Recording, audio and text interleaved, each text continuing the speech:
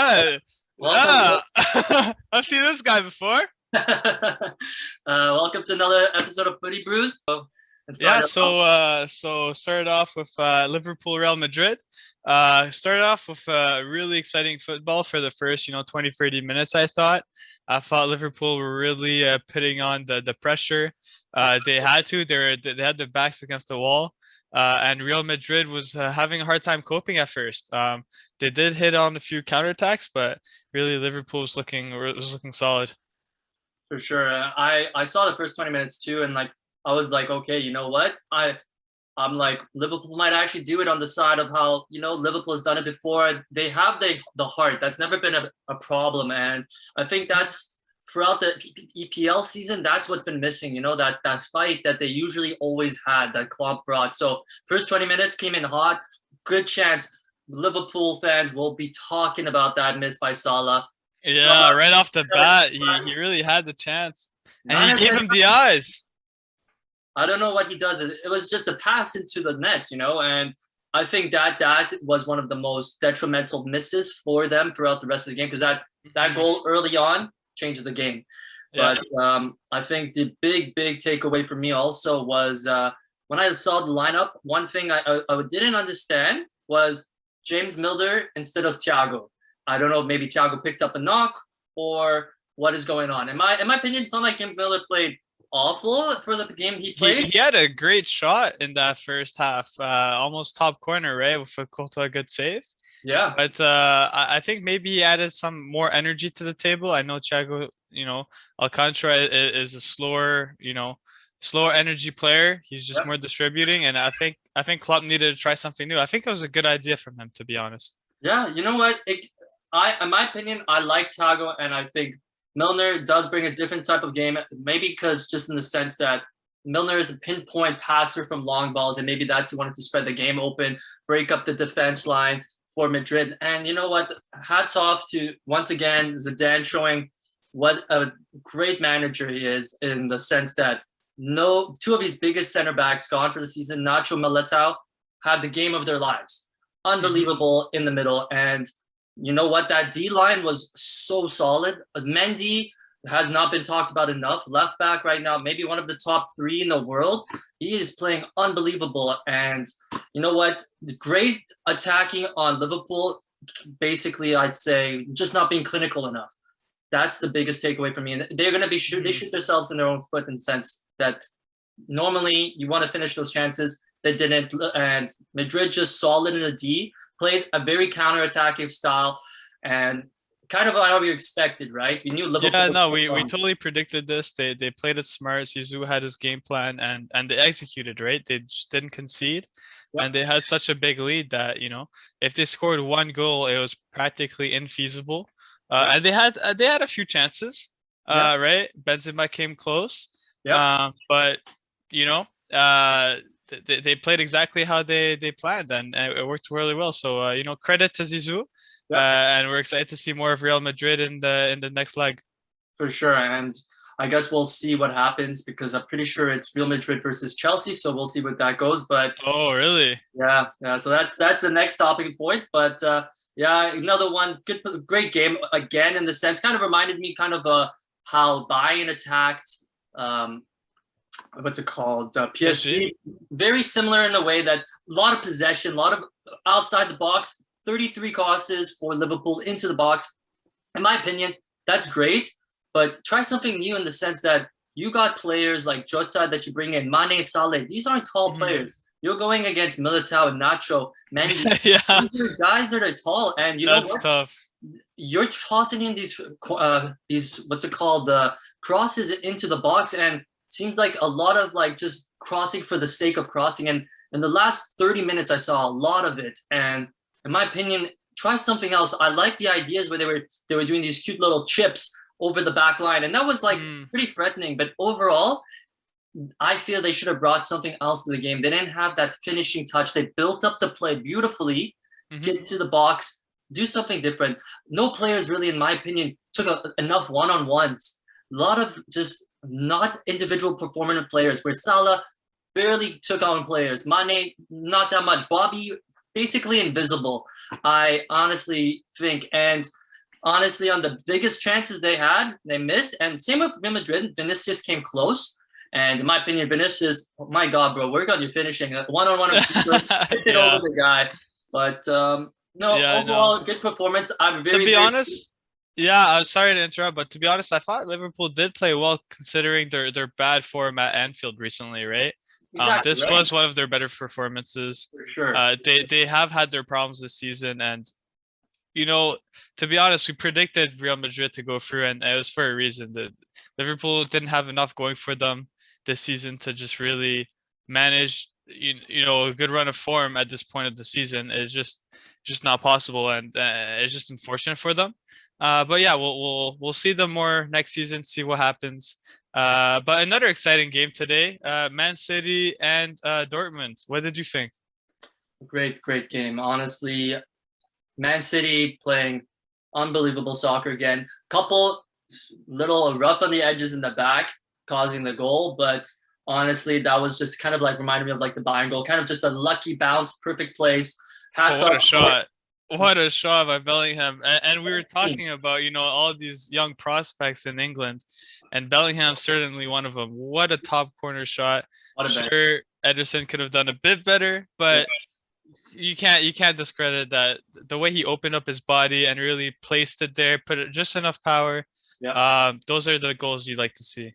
for sure. That was just perfect. Like you said, top bins. In my opinion, Ruben Diaz, a little off position, could have been more to block that ball, but hats off to Bellingham. Just took the shot, and you know what? Just placement, not power, Mhm. just perfect placement. And throughout the game, I'd say he had a solid performance. A little sometimes when he lost the ball, I think he could have kind of showed more intensity in getting back. But Mhm. overall, Bellingham for a 17-year-old, oh, he's going to be quite a prospect for the For, future. for sure, for sure. He's good. But not to discredit Diaz too much because you know that was the only real chance Dortmund had all game. Besides that, they did not look threatening at all. They didn't get the ball to Haaland enough. Haaland did play a couple, you know, nice balls to his teammates to try to, you know, like pick and roll, I guess.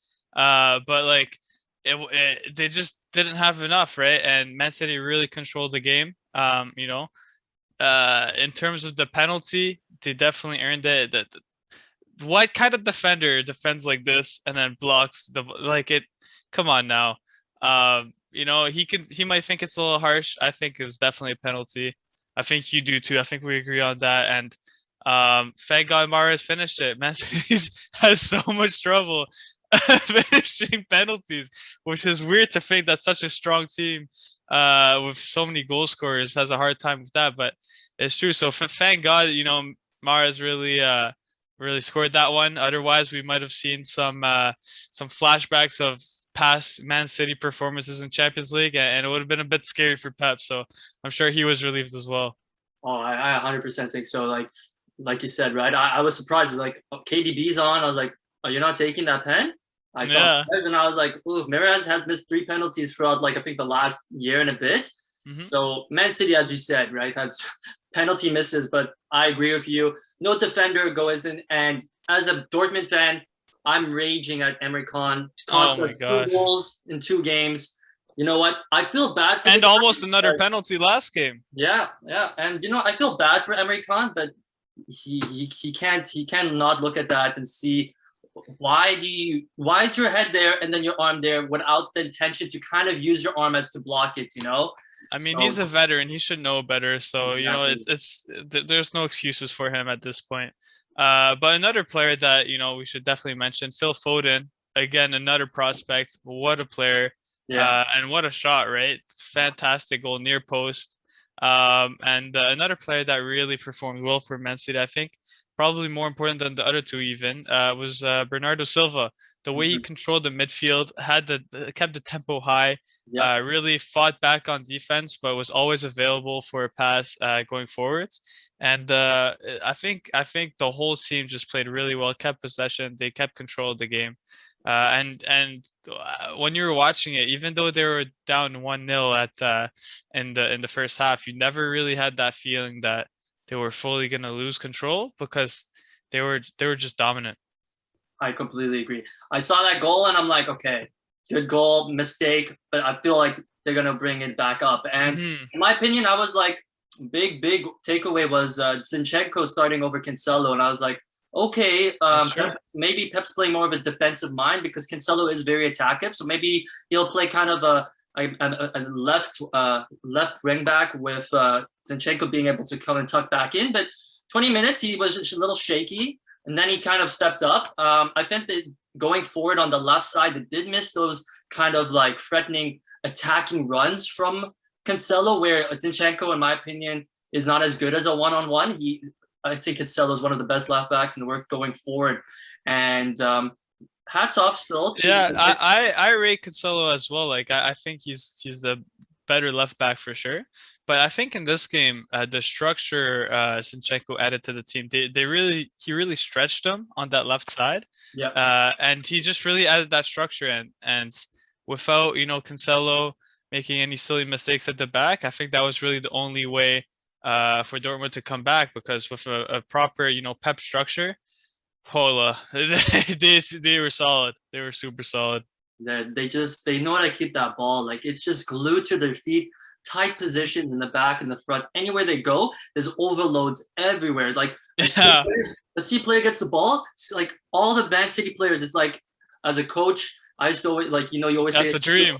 you don't want to bring kids, you want to spread out. But they move into like these tiny passes in between the lines and in the pocket, just so nice to see. One player's got the ball. It seems like at some points where Man City has more players on the field than Dortmund because That's so true.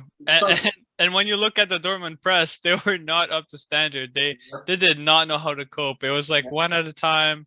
And at some points they even all gave up. It looked like they just had the ball in Diaz's feet or Stones' feet, and they just had all the time in the world. And I felt a little bit bad for them and bad for Haaland. Haaland was definitely raging a couple times there, not getting the ball played into him. And yeah, I think he's gonna look for a way out after this for sure.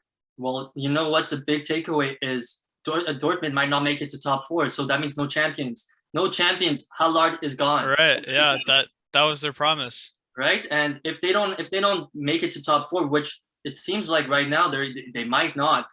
That's I don't know if Sancho's gonna stay. I don't know if Hallard's gonna stay.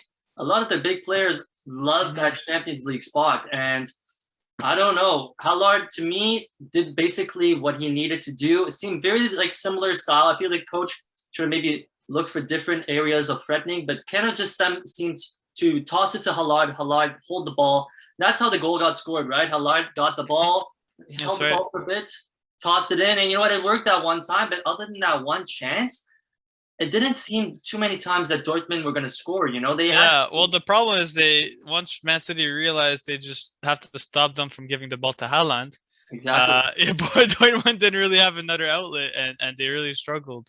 Yeah. And Royce, as good as he is, he did create a few moments, but it wasn't enough. So Yeah. shame. I don't think Dortmund's going to be too bad next season, just because of how many young players they have, and Gio Reyna, Bellingham, all these young guys. Even though they might miss out on Haaland next season, I think it's always going to be an exciting club to watch. So yeah, I'm excited to see what the future holds for all of Europe, really. Yeah. No, that's the thing with. I got to give it to Dortmund. They play their young stars, and the young stars get those playing time. 17-year-old, and then they play Yusufoko Mokoko, who is a youngster. They have. It's not like they're gonna struggle. I think they will bounce back. It's just a little bit of a rough time, and they played against an unbelievable team too. Hats off to Man City. One player we have to also talk about, KDB. A couple chances where he should have scored, hit the post, and that one run where he took on a couple players one-on-one with the keeper, just off. And you know what, KDB played really well too. Honestly, good team performance. I say solid compared to kind of individual players of Dortmund doing something, kind of not really building a tempo. It seemed like there were times they just felt disjointed compared to Man City. Was just a unit. Everything they do looked like it was planned. Dortmund seemed to improvise in certain areas where it's like or like try to improvise but not come up with anything, so that was tough. But what I liked from this quarterfinals was that the better team, or the team that deserved to go through, went through for each of the four quarterfinals. So it's going to be exciting to see. So we have Chelsea in the semis. We have Real Madrid. We have now PSG with some might call it an upset. I might call it an upset. And then Man City. So four big teams, two English teams. I know the English people will be super happy about that. I'm rooting for PSG now all the way. Let's go, Kylian. And and yeah, no. What are your predictions for who's gonna win the Champions League? Okay, so I do think I'm rooting for two teams, but now with the bracket being the way it is, it's gonna be PSG, Man City, Chelsea, Real Madrid. So I think Chelsea goes through against Real Madrid, just on the sense of how crazy healthy they all are. And if they play like consistently how they've been playing, they could win. But mind you, Real Madrid is like on a 14 unbeaten streak right now. So and you don't want to go against Zizou in the Champions League. This guy always pulls through. So exactly, that one's gonna be one to watch. And then the run PSG will have if they beat Man City, beating Barcelona, beating Bayern Munich, beating Man City. These were all favorites to win it. Yeah. And that would be incredible. So another big watch. We'll talk more about it next time. But for now, not yet, bro. One no? Not yet. Not yet. One thing we gotta tell you. Predictions. I got 4 out of 4. You just wanted to run away from that. Yeah, no, wait. That's fine. That's yeah. I got 4 out of 4 predictions right. Aggregate, I was a little bit off, but hey guys, just wanted to let you know 4 out of 4 predictions correct. I guessed all 4 teams. Hey, but you were just one off. I don't know about that. I think you were 3 out of 4 because didn't you vote for Liverpool over Real Madrid initially? First leg. Second leg? Oh no, we went for the whole thing. That's not first leg, second leg. We're tied. We're tied 3 out of 4 each. Okay, you know what? I'd say, you know what? We did, so I'm gonna give myself 4 out of 4 predictions. You just give yourself a score, eh? All right. Everyone in the comments, let us know. Did Sasha get them all right, or did he switch halfway through? Let's get your insight. Okay, but you know what? Don't forget to subscribe to our channel, and we'll see you guys next time on the weekend games coming up. We'll talk about more about them. If you want any games for us to speak about, please put them in the comments. We'll do our best. But great episode. We'll talk to you soon.